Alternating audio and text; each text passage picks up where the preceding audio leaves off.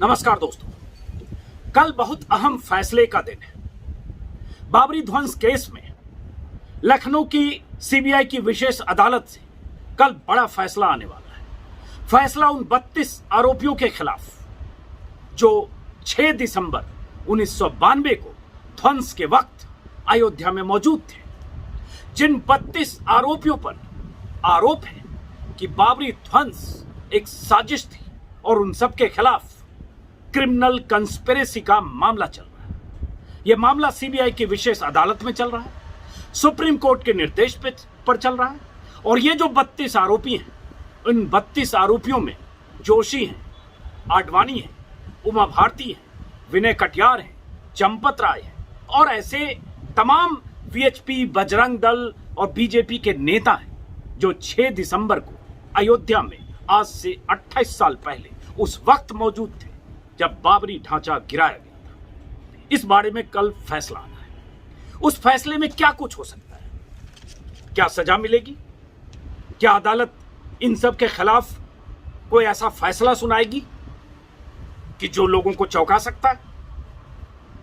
तो इसलिए कल क्या हो सकता है, क्या फैसला आ सकता है, 6 दिसंबर को क्या हुआ था, इस मुद्दे पर बात करने के लिए हमारे साथ 3 खास मेहमान हैं। ये 3 मेहमान 6 दिसंबर 1992 को अयोध्या में जो हुआ था उसके चश्मदीद हैं। बीबीसी के संवाददाता रहे रामदत्त त्रिपाठी, आज तक के संवाददाता ब्यूरो चीफ रहे Govind Pant Raju, senior TV journalist, और शरद प्रधान।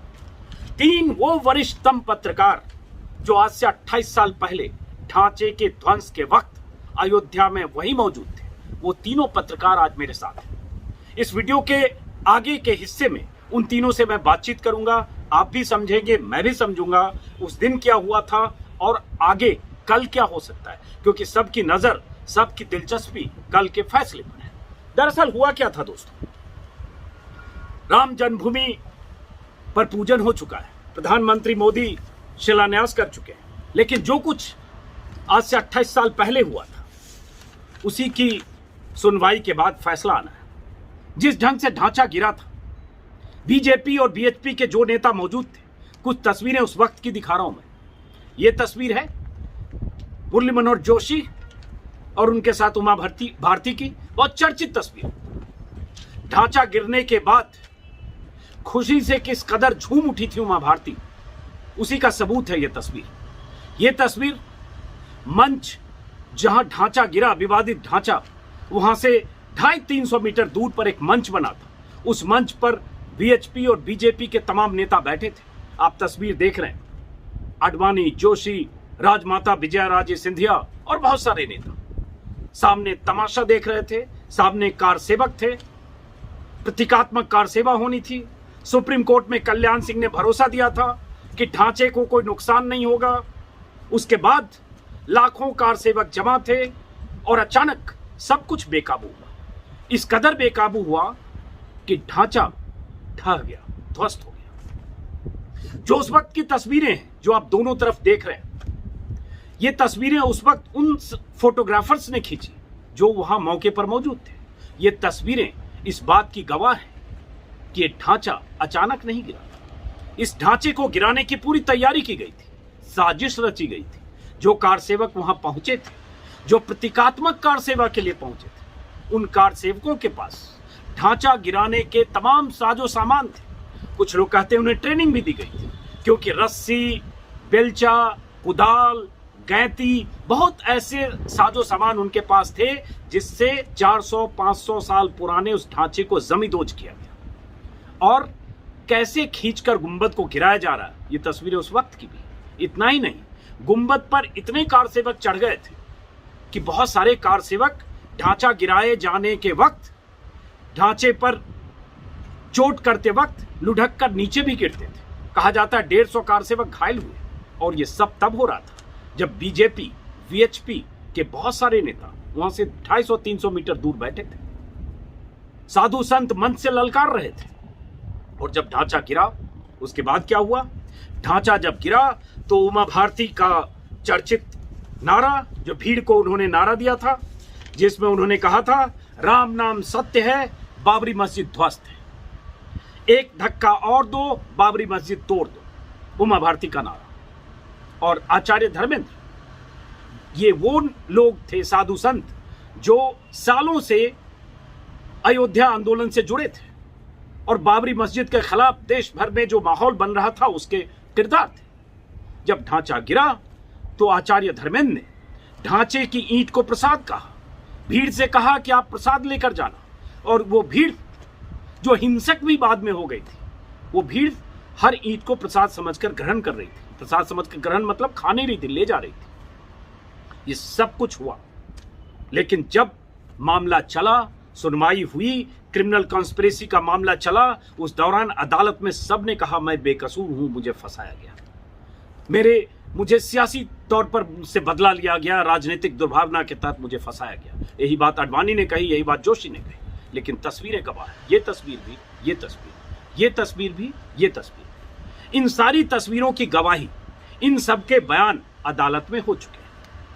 अदालत में इन लोगों ने यह भी कहा था, अपने पक्ष में भी कुछ गवाहों की बात की थी। अदालत में शायद उसकी भी सुनवाई हो, और यह सुनवाई तब हुई जब सीबीआई ने चार्जशीट, आज से 27 साल पहले सीबीआई ने चार्जशीट दी थी। कई दौर इस मामले में आए, कभी क्रिमिनल कंस्पिरेसी, आपराधिक साजिश का मामला हटा, कभी जुड़ा, हाईकोर्ट से फैसला राहत का आया 2010 में, फिर सुप्रीम कोर्ट ने आज से 3 साल पहले कहा कि नहीं, इन सब के खिलाफ आपराधिक साजिश के मामले चलेंगे और 2 साल में निपटाया जाए।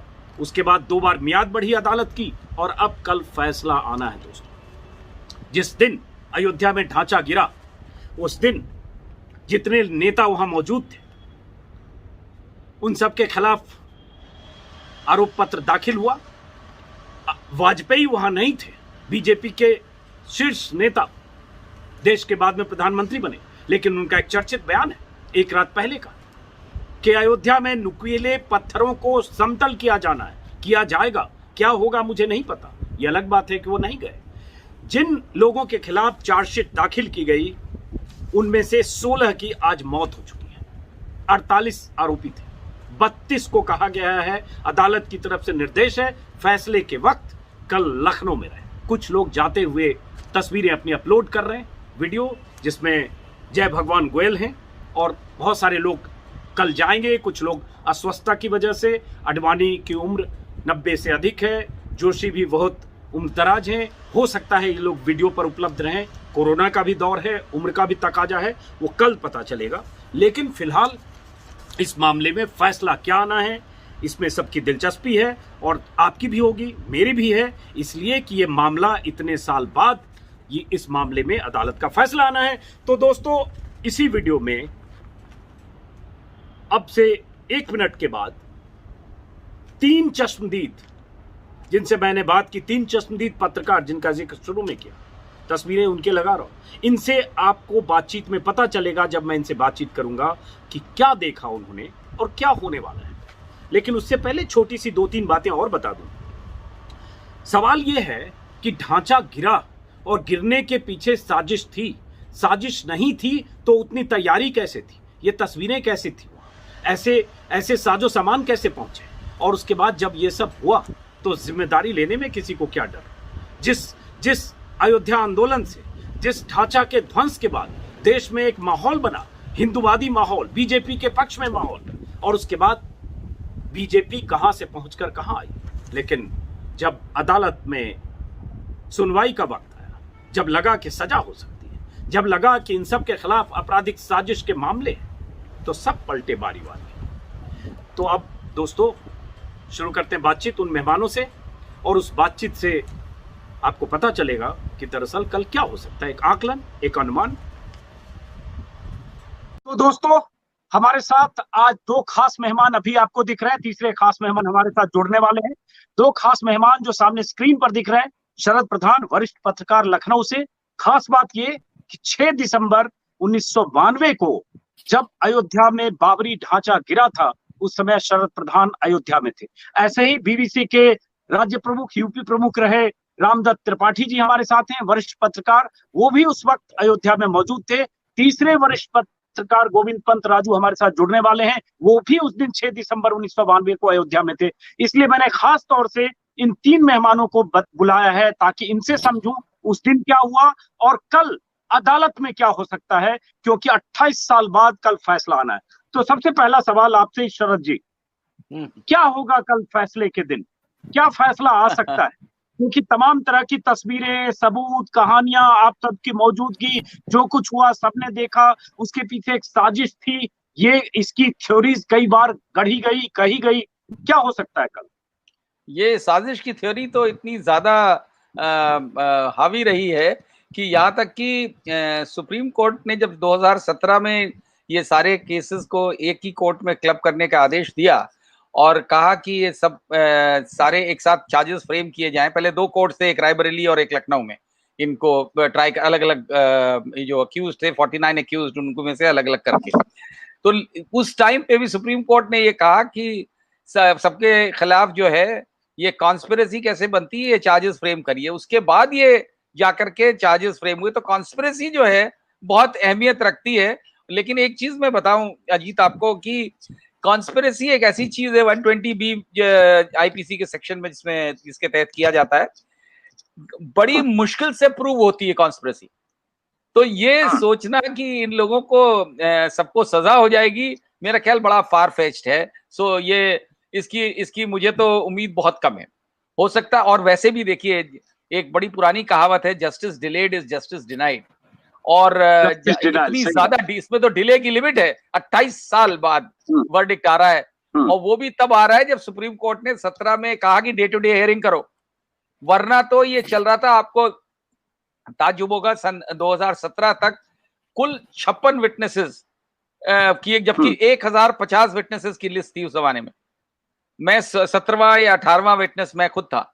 और उसमें जब उसके बाद इन्होंने स्पीड अप किया है, उसके बाद विटनेसेस रिड्यूस करे, 350 विटनेस फाइनली किए गए।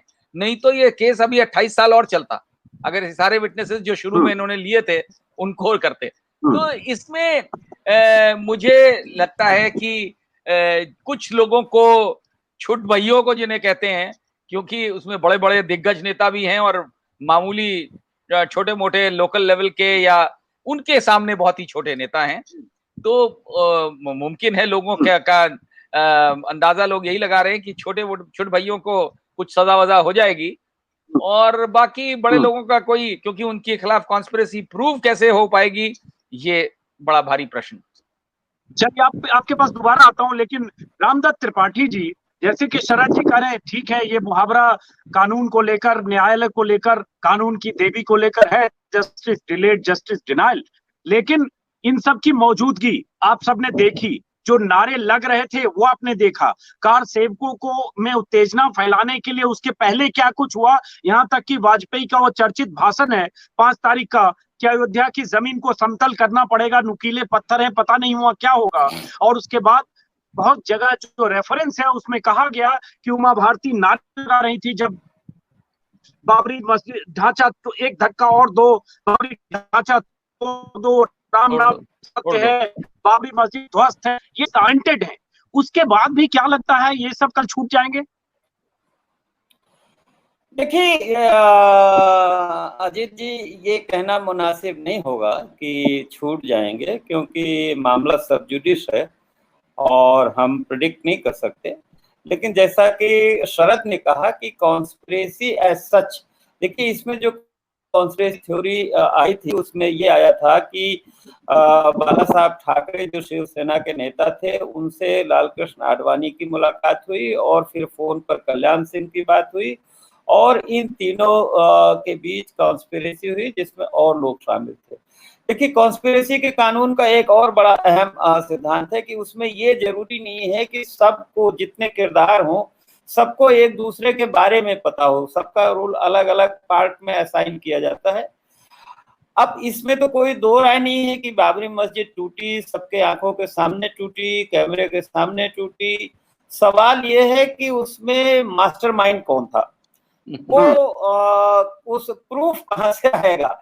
और उसमें देखिए दो तरह की थ्योरी हैं, एक तो ये है कि डेफिनेटली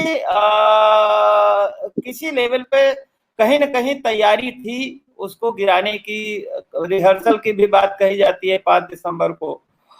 और दूसरी बात ये भी है, एविडेंस हम लोगों ने अपने सामने देखा था कि दरअसल क्या है कि कई सालों से लगातार जो बड़े नेता ये कह रहे थे कि बाबरी मस्जिद कलंक है, हमें उसे मिटाना है। आपको ध्यान होगा कि आगरा और बनारस से चले थे आडवाणी, मुरली मनोहर जोशी, तीनों इनकी सरकार थी, मध्य प्रदेश, राजस्थान और ये, तो वहां से भी पूरी ताकत से ये लोग आए थे। तो अब ये उसमें तो इसलिए ये कहना कि मतलब किस लेवल पे साजिश थी या नहीं थी। हाँ, तो जब एक दिन पहले आपको ध्यान होगा कि सांकेतिक कार सेवक, रामदत्त जी बीच में इंटरप्ट कर रहा हूँ कि देखिए उसके बाद ऐसा माहौल बना कि लगा कि इन लोगों के बयान भी बाद में आए कि इन्हें नहीं पता कि कैसे ढांचा ध्वस्त हुआ, साजिश का नहीं पता। यहां तक कि अदालत में गवाही में सबने यही कहा है,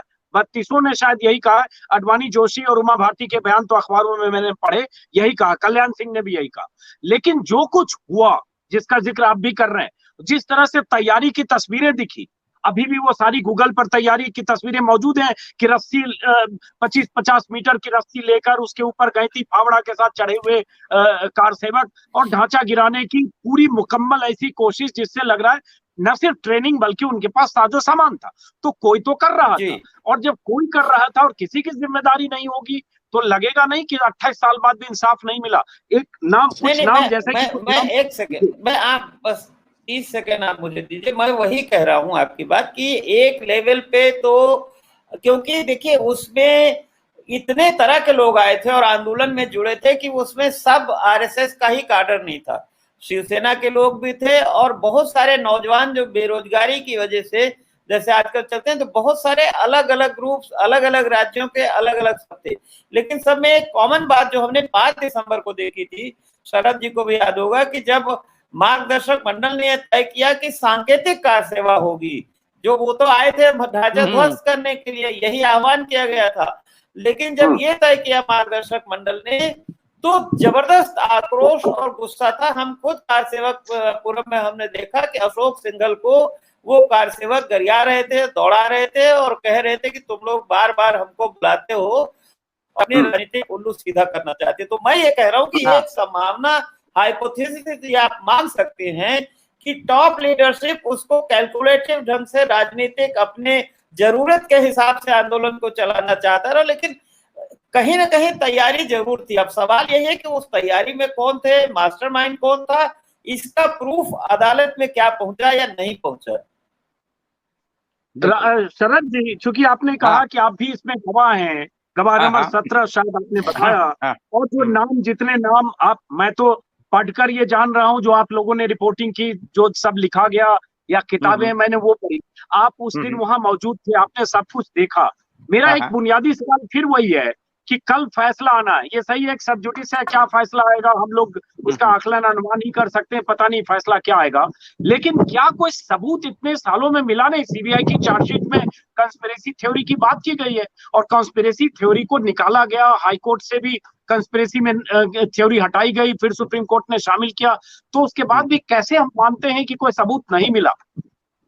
देखिए, नहीं, सबूत तो मिला, जो मेरी क्योंकि मैं विटनेस रहा हूं और मैंने खुद नरेट किया है वहां पे, और मेरा स्टेटमेंट रिकॉर्डेड है करीब 88 पेजेस में है, और 10 दिन तक मेरा क्रॉस एग्जामिनेशन और स्टेटमेंट चला है कोर्ट के सामने।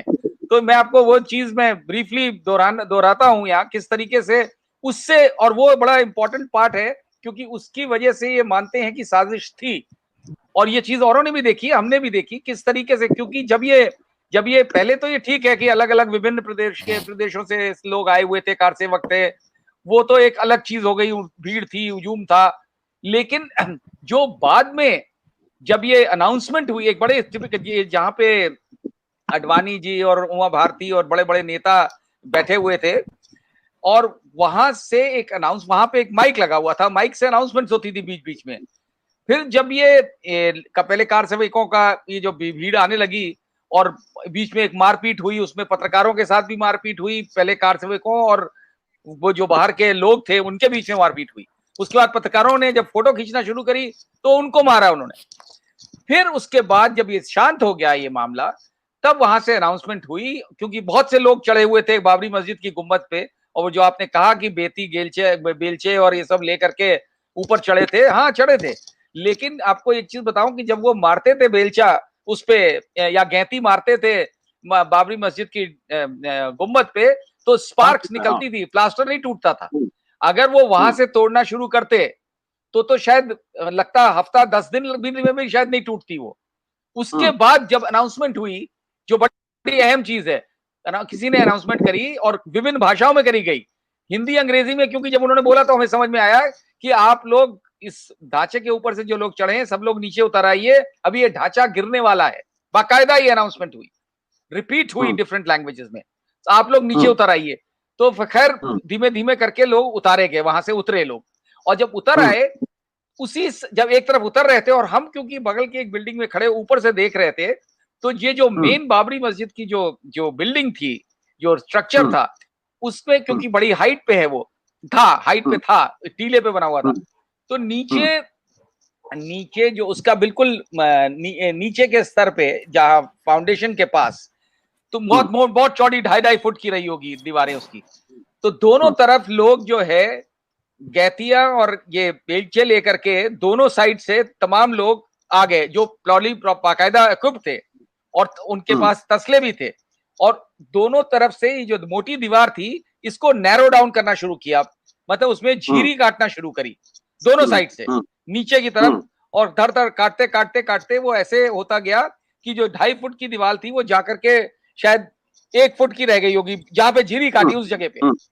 उसके बाद उसमें छेद किए, उसी जगह 2 जगह पे छेद किए गए 2 या 3 जगह पे। फिर ये जो रस्से आप बात कर रहे हैं, रस्से वहां इस्तेमाल हुए, बहुत मोटे मोटे रस्से थे, वो एक रस्सा इधर से डाला गया और दूसरी साइड से निकाले, दोनों होल्स में जैसे डाल करके, और बीच में नीचे दोनों एंड रस्से के डाल दिया। अब यहीं पे सुनिए, बड़ा इंपॉर्टेंट है, नहीं आप यहाँ पे सुन लीजिए इतना, क्योंकि जब रस्से नीचे जो सैकड़ों लोग थे उन्होंने फिर रस्से खींचना शुरू किए, तो आपने देखा ना दीवार, जो एक चौड़ी सी दीवार जो पतली सी झीरी पे रुकी हुई है, जब वो रस्सा खींचा गया तो तड़ से टूटा और फर से सीधे नीचे गुम्बद आ गया। तो इसमें टाइम जो है घंटे भर में पूरा एक गुम्बद नीचे आ गया, इसी तरीके से एक एक करके दीवारों को गिराया गया, ये तरीका था। तो इससे जाहिर होता है कि कोई इसके पीछे जरूर रहा होगा, क्योंकि ये पहले से प्लानिंग रही होगी। अच्छा, एक इंटरेस्टिंग फैक्ट बता दूं, तस्वीरें दोनों तरफ हम दिखा रहे हैं, वही सारा जिसका जिक्र कर रहे हैं उसी वक्त की तस्वीरें कि कैसे रहती और रस्सी और सबके साथ इंटरेस्टिंग फैक्ट जोड़ दूं जो शरद कह रहे हैं। दरअसल 1934 में वहां एक दंगा हुआ था गोकशी को लेकर, और उसकी वजह से मस्जिद को काफी क्षतिग्रस्त कर दिया गया था, काफी हद तक। तो उस समय अंग्रेजों ने जुर्माना लगा के सामूहिक, और जो मस्जिद की मरम्मत कराई थी, तो जो ऊपर का पोर्शन है वो बहुत मजबूत था, उसमें जो ईंटें निकली थी फिर वो 34 वगैरह की निकली थी, तो इसीलिए ऊपर से जो चढ़ के तोड़ रहे थे तो वो मुश्किल हो रहा था तोड़ना। तब फिर किसी ने कहा कि ऊपर से नहीं, अब इसको नीचे से खोखला करके और तब तोड़ना है। अब मैं शरद जी, आपने पूरी बात कही, अब मेरे पास लिस्ट है 32 अभियुक्तों की, 32 आरोपियों की। 48 थे, 16 इस दुनिया में नहीं है, जिसमें बाला साहब ठाकरे थे जिन्होंने बढ़कर जिम्मेदारी ले ली थी। जब बहुत सारे भाजपा के नेता बैकफुट पर आ रहे थे और जिम्मेदारी लेने से बच रहे थे, तब बाल ठाकरे ने जिम्मेदारी ले ली। लेकिन अब बहुत सारे लोग इस दुनिया में नहीं है, कि राजकिशोर नहीं है, बाल ठाकरे नहीं है, वाजपेयी नहीं है। अब जो नाम है, लाल कृष्ण आडवाणी, जोशी, कल्याण सिंह, उमा भारती, विनय कटियार, साध्वी रितंबरा, महंत नृत्य गोपाल दास, राम विलास वेदांती, चंपत राय, महंत धर्मदास, सतीश प्रधान, पवन पांडे, लल्लू सिंह, प्रकाश शर्मा, विजय बहादुर सिंह, संतोष दुबे, गांधी यादव, रामजी गुप्ता, ब्रजभूषण शरण सिंह समेत 32। तो क्या शरद जी इनमें से लोगों की भूमिका थी, और आपने जो गवाही दी 40 पन्ने या जितने पन्ने आपने बताए, आपके बयान दर्ज हुआ, उनमें इन सब की जिम्मेदारी आपने बताई, और लगता है कि जिम्मेदारी के आधार पर कुछ को सजा मिल सकती है। देखिए, इसमें कितनों के खिलाफ ये कोर्ट प्रूव कर पाता है, जो प्रोसिक्यूशन प्रूव कर पाता है, यानी कि सीबीआई अगर प्रूव कर पाता है कि हाँ ये लोग इस तरीके से शामिल थे। सीबीआई ने काफी इसमें मेहनत करी, इसमें कोई डाउट नहीं है, लेकिन आप जानते हैं जिस तरीके का माहौल रहता है, और आज तो कोई इसमें कोई शक और शुबे की बात नहीं है कि सीबीआई भी कहीं ना कहीं से कंट्रोल होती है और हमेशा रही है, कुछ ना किसी तरीके से हो ही जाती है, तो उसमें कितना फ्री एंड फेयर हुआ होगा लास्ट में, ये मैटर करता है बहुत ज्यादा। क्योंकि इन्वेस्टिगेशन किस तरह ट्विस्ट होती है हम लोगों ने बरसों देखा है, बड़ी बड़ी इन्वेस्टिगेशंस होती हैं। तो अगर ये फ्री एंड फेयर हुई, भूमिका बदली है, इसमें भी सीबीआई की भूमिका 2003 में सीबीआई इन्वेस्टिगेशन का एक ही आप देख लीजिए कि जो सबसे बड़ा आरोप है, जो टॉप लीडर है 8 है ना, बाकी तो छोड़ दीजिए, कि भड़काऊ भाषण दिया सांप्रदायिक, उसका जो उसमें सीबीआई उसमें, जबकि उसकी रिकॉर्डिंग इंटेलिजेंस वाले भी कर रहे थे, आर्मी के लोग भी कर रहे थे, प्राइवेट लोग भी कर रहे थे। सीबीआई मेरी जहां तक सूचना है, कोर्ट में कोई सीडी या कोई भाषण का टेप पेश नहीं कर पाई है। चाहिए तो फिर ये इसी से देखिए, जब आप प्रोसिक्यूशन कमजोर एविडेंस पेश करेगा तो जजमेंट क्या होगा ये सबको पता है, खुद ही पता है। तो जब आप कह रहे हैं कि भड़काऊ भाषण हमने दिया, तो कोई उसका आज के जमाने में तो कोर्ट अपेक्षा करेगी ना कि भाई आप उसका कोई कैसेट, टेप, सीडी लाइए। का जो भाषण है त्रिपाठी, जो वाजपेयी का भाषण है, वीडियो यूट्यूब पर मौजूद है कि अयोध्या में जमीन को समतल करना पड़ेगा, वहां नुकीले पत्थर हैं, पता नहीं कल क्या होगा, तो ये तो वाजपेयी का भाषण है, उसमें समतल का जिक्र है, नुकीले पत्थर का जिक्र है, उसको किस तरह से, उसको भी क्या, देखिए वाजपेयी जी ने 5 दिसंबर को लखनऊ में भाषण दिया था और आडवाणी जी को, जोशी जी को, सबको रवाना किया था। तो पहली बात तो वाजपेयी जी तो मुलजिम है नहीं। वाजपेयी जी अगर मुलजिम होते तब ये कॉन्स्पिरेसी, जो क्रिमिनल रिस्पॉन्सिबिलिटी तो इंडिविजुअल की होती है ना, तो वो तो गए नहीं। और दूसरे उनके जो स्टाइल है वो मतलब कभी इधर कभी उधर जाके अपना वापस आए। तो उन्होंने ये कहा कि साहब हमको सुप्रीम कोर्ट ने कार सेवा की अनुमति दी है और हम वहां बैठेंगे तो पत्थर नुकीले करना है, वो नुकीले पत्थर है, समतल करना है। तो वो बड़ा वो मतलब वो आपको इंटरप्रिटेशन करने की बात है। वो कहेंगे हमको सुप्रीम कोर्ट ने कार सेवा दी है तो हम उतनी सिंबॉलिक कार सेवा के लिए हम तो कह रहे थे कि भाई पत्थर साफ करेंगे। तो वो क्रिमिनल, देखिए क्रिमिनल चार्ज प्रूफ करना एक अलग चीज होती है और नैतिक जिम्मेदारी, इसमें जो दुर्भाग्यपूर्ण है और मुझे जो सबसे चिंताजनक लगता है कि देखिए आपकी क्रिमिनल, आपको जानकारी थी या नहीं, आप कॉन्स्पिरेसी में थे या नहीं, कार सेवकों ने किया, लेकिन ये जो टॉप लीडर्स हैं जिन्होंने, विजय राजे सिंधिया, कल्याण सिंह, आडवाणी, जिन्होंने स्ट्रेटेजी बनाई थी, जिम्मेदारी थी, इनको नैतिक जिम्मेदारी तो लेनी चाहिए थी। बिल्कुल। किसी में ये साहस नहीं था हुआ, आज तक नहीं हुआ कि कहे कि भाई हम इसकी नैतिक जिम्मेदारी लेते हैं। कल्याण सिंह ने भी नहीं, कल्याण सिंह का भी आज मैंने इंटरव्यू किया था। मैं एक आपको, हाँ ठीक है, इस पे पहले बात हो जाए फिर मैं करूंगा। हाँ क्या, नहीं ठीक है, मैं आज मैंने इंटरव्यू किया था एसवीएम त्रिपाठी साहब का, जो उस समय डीजी थे, डीजी पुलिस थे। और वो कह रहे हैं कि साहब जब वहां 10 बजे डिस्टरबेंस शुरू हुआ, मुझे पता चला 10:30 बजे, तो मैं भाग के कल्याण सिंह के पास गया, चीफ मिनिस्टर, क्योंकि मुझे ये पता चला था कि चीफ मिनिस्टर ने मना किया है कि वहां फायरिंग न की जाए, यानी फोर्स का इस्तेमाल न किया जाए। तो वो कल्याण सिंह के पास वो गए और कल्याण सिंह ने उनसे कहा कि नहीं, फायरिंग किसी तरह सूरत में नहीं होगी। देखिए कल्याण सिंह ने ही वहां पैरामिलिट्री फोर्स जो तैनात थी फैजाबाद में बड़ी पैमाने पे, उसका इस्तेमाल नहीं होने दिया। मुझको रैपिड एक्शन फोर्स के कमांडेंट हैं बीएम सारस्वत, उन्होंने खुद बताया कि ये लोग वहां साकेत कॉलेज तक पहुंच गए थे और कल्याण सिंह ने डीएम के जरिए मजिस्ट्रेट से कहला दिया कि अब इनसे कहिए कि आगे न जाएं, क्योंकि जो माहौल बन गया था उसमें आत्मरक्षा के लिए फायरिंग करनी पड़ सकती थी। तो उन्होंने कहा कि अगर आपको फायरिंग की अनुमति नहीं है तो अपने जान का जोखिम रखिए। तो आप ये देखिए कि कल्याण सिंह ने भी, कोई बीइंग चीफ मिनिस्टर थे, उनका वहां एफिडेविट था और आज भी वो कंटेम्प्ट का केस सुप्रीम कोर्ट में पेंडिंग है। तो किसी बड़े नेता ने कम से कम आपराधिक, आपको नहीं पता था साजिश, तो नैतिक जिम्मेदारी तो लेना चाहिए था ना।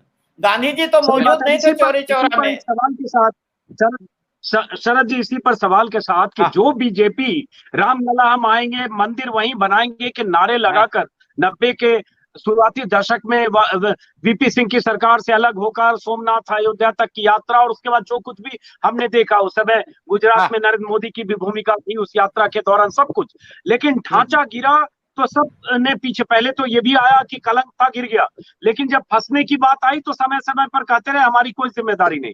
लेकिन जब श्रेय लेने की बात होती है कि उससे फायदा होगा, तब कहते हैं ठीक है ढांचा गिरा, गुलामी का प्रतीक। तो ये दोनों चीजें बीजेपी के लोग करते रहे। अब कल लगता है कि अगर सब निर्दोष ये बाइज्जत बरी हो गए 32, तो मान लें कि भूमि पूजन हो ही चुका है, भव्य राम मंदिर के शिलान्यास में खुद प्रधानमंत्री जा चुके हैं, तो मान लेंगे कि कल बात खत्म हो जाएगी। ये सारी चीजें कही गई, सारे सबूत, आपके बयान, 40 पन्ने, हजारों पन्ने, सीबीआई की चार्जशीट, सब बेमानी हो गई। बिल्कुल सही कहा आपने। ये दिखलाता है इन नेताओं के डबल स्टैंडर्ड्स। इनको मंदिर के लिए आस्था कहने के लिए होगी, लेकिन मुझे नहीं लगता, जिसे कन्विक्शन कहते हैं, अगर वो कन्विक्शन होता तो खुलेआम कहे, आप डंके की चोट पे कहिए कि हाँ हमने गिरवाई। आज तक कोई नहीं, जब ये पीछे तो बोलते हैं जब वोट चाहिए होता है, लेकिन जब कोर्ट में मामला जाता है तो सब कहते हैं कि हम इनोसेंट हैं, चाहे वो अडवाणी जी हो, चाहे उमा भारती हो, चाहे विनय कटियार हो, सारे के सारे। बाकी आप उनसे भाषण सुन लीजिए, कर लीजिए। एक कल्याण सिंह ने ये रिस्पॉन्सिबिलिटी ली थी जब वो चीफ मिनिस्टर, उनको जब एक दिन की सजा जो हुई सुनाई थी कोर्ट ने, तो उन्होंने कहा था कि मैं सब चीज की नैतिक जिम्मेदारी लेता हूं, क्योंकि उसमें उन्हें जो ऑफिसर्स थे, उनके ब्यूरोक्रेट्स थे, पुलिस ऑफिशियल्स थे, उनको प्रोटेक्ट करने के लिए उन्होंने ये चीज कही थी। कल ये वहां तक इतना, लेकिन जब कोर्ट में जब एक्यूजेशन का मामला आता है, जब चार्ज ये है कि आपने कॉन्स्पिरेसी करी, तो सब के सब कोई नेता जो वहां खड़े होकर चिल्लाता रहा, वो नहीं, उनमें ये जो है एक जो ये करेज ऑफ कन्विक्शन कहते हैं अंग्रेजी में, वो किसी में नहीं है। सिर्फ वो, बिल्कुल आपने सही कहा, जब वोट लेना होता है तो इसका नाम लेते हैं, लेकिन दिल से मुझे अगर वाकई में आस्था होती तो ये कहते, तब ये कह सकते थे। बाल ठाकरे शायद अकेले आदमी थे। बाल ठाकरे में शरद जी, आप सब लोग तो ज्यादा जानते हैं, उस दौर में जब सब बैकफुट पर पीछे छिप गए थे या अकेले जिम्मेदारी से भाग रहे थे, बाल ठाकरे ने कह दिया कि हमारे कार से कौन ने गिराया, आप लोगों में जिगर नहीं बोलते हैं। जिगर नहीं, बिल्कुल सही, बिल्कुल सही। आप कुछ कह रहे हैं रामदत्त जी, उसके बाद खत्म करेंगे इसको। रामदत्त जी। नहीं, मैं इसमें एक बात का और जिक्र कर रहा हूं। पहली बात तो शरद जी ने जो बताया, तो ये जो जुलाई में कार सेवा हुई थी उसके पहले सुप्रीम कोर्ट के आदेश के उल्लंघन में, उस मामले में कल्याण सिंह को सजा हुई थी। अभी इसका जो गिरने वाला एफिडेविट के कंटेम्प्ट का बाकी है अभी एक। मैं इसमें एक चीज और बहुत गौर करने की है कि इस पूरे प्रकरण में 49 में जब से मूर्तियां रखी गई, ताला खोला गया या जो हुआ, कि आप ये भी तो सोचिए कि सुप्रीम कोर्ट ने ये काम जिले में लॉ एंड ऑर्डर मेंटेन करना डिस्ट्रिक्ट मजिस्ट्रेट का, कप्तान का, या at the most state government का काम है। सुप्रीम कोर्ट ने वहां कार सेवा की अनुमति दी, अपना डिस्ट्रिक्ट जज रैंक का तेज शंकर जी को जो ऑब्जर्वर अपॉइंट किया, और जो आखिर तक सर्टिफिकेट देते रहे कि साहब यहाँ सारी व्यवस्था ठीक है। तो इसमें मुझे लगता है कि ये भी एक बहुत बड़ा लेसन है कि सुप्रीम कोर्ट को इस तरह के प्रशासनिक मामलों में दखल नहीं लेना चाहिए, और फिर उनको भी तो जिम्मेदारी कहीं न कहीं कबूल करनी चाहिए। चलिए, चाहे बातचीत को खत्म करनी पड़ेगी हमें, और दर्शकों से माफी मांगूंगा। गोविंद पंत राजू हमारे साथ जुड़ने वाले थे, किसी तकनीकी वजह से वो जुड़ नहीं पाए। खास मेहमान ये दोनों इसलिए क्योंकि शरद जी खुद गवाह है पूरे मामले में, और जैसा कि बताया कि 40 पन्नों में उनके बयान दर्ज हुए। अयोध्या में उस दिन रामदत्त त्रिपाठी भी मौजूद थे, और कल फैसला आना है। उस फैसले से पता चलेगा कि 28 साल बाद एक तो फैसला आ रहा है, उस ढांचे के ध्वंस के 28 साल बाद। ढांचा को गिराया गया, इसके सबूत, इसकी तस्वीरें, बयान, उमा भारती से लेकर सबकी नारेबाजी, सब डॉक्यूमेंटेड है। लेकिन क्या उस डॉक्यूमेंटेड फैक्ट, सीबीआई की जांच रिपोर्ट, सीबीआई की चार्जशीट, अदालती सुनवाई, और उसके बाद कल फैसला क्या आता है? कल फैसला भी सुनेंगे और उसके बाद फिर इस मुद्दे पर बात करेंगे। देखते हैं क्या कुछ चौंकाने वाला फैसला आता है, क्या कुछ जो आकलन यहाँ बैठे मेहमान कर रहे हैं उससे कुछ अलग हो सकता है, या सब बाइज्जत बरी हो। तो इस वीडियो को, इस चर्चा को यहीं खत्म करते हैं दोस्तों। आप दोनों मेहमानों का बहुत बहुत शुक्रिया। नमस्कार, फिर मुलाकात। नमस्कार।